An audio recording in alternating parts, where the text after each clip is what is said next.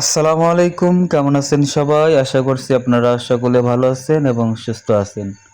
আমার সামনে যে ডিভাইসগুলো দেখতে পারছেন, এগুলো হলো সোলার সিস্টেম একটি ডিভাইস।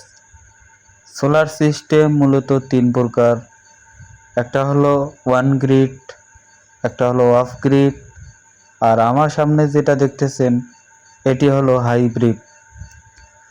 আসলে হাইব্রিড কিভাবে কাজ করে, এটি লাগালে আমাদের লাভ কি, এটিতে কি কি সংযোগ দেওয়া যায়, আবার এটিতে কি কি ফাংশন থাকে, এটি আমাদের সরকারি যে বিদ্যুৎ রয়েছে জাতীয় গ্রিড বিদ্যুৎ, এটা এটার সাথে এটি কীভাবে কাজ করে, সোলার প্যানেল এবং ব্যাটারিতে কীভাবে চার্জ করে, এটি চলার সঠিক নিয়ম কি, আমি এই সকল বিষয়ে আজকের ভিডিওতে এক্সপ্লেইন করব।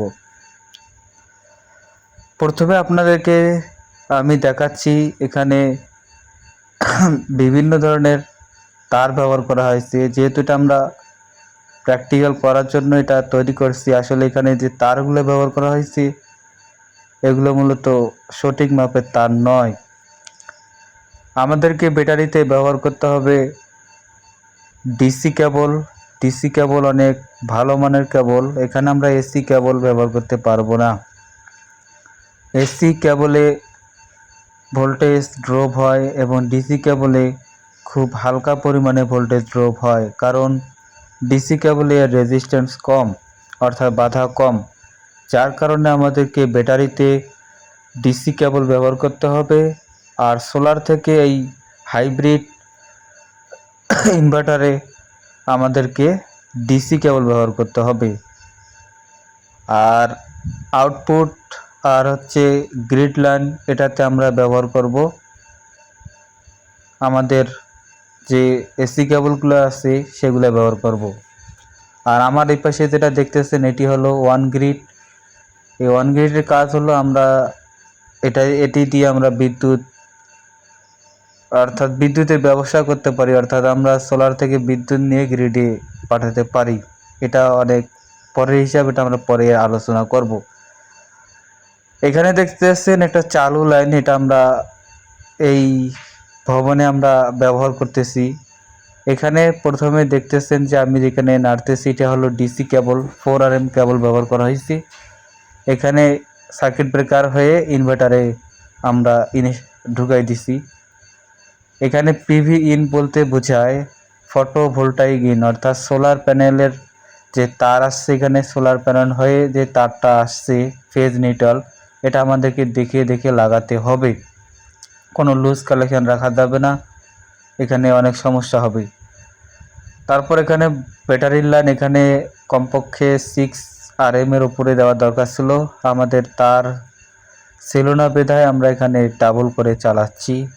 আর এখানে গ্রিড ইন হয়েছে লাল কালো, এখানে আমরা গ্রিড বলতে আমাদের ব্যবহৃত বিদ্যুৎ যেটাকে আমরা গ্রিড বলি, এখানে আমরা এসি বলতে পারবো, আর এসি কারেন্ট, কারণ গ্রিড অনেকে বোঝে না। আর এখানে সিঙ্গেল যে তারটা বার করছি এটি আমরা আউটপুট হিসেবে ব্যবহার করছি। এখানে ডাবলও ব্যবহার করতে পারেন, আবার এখানে আউটপুটও ব্যবহার করতে পারেন, এটা সিস্টেম আছে, এটা পরে আমরা দেখাবো।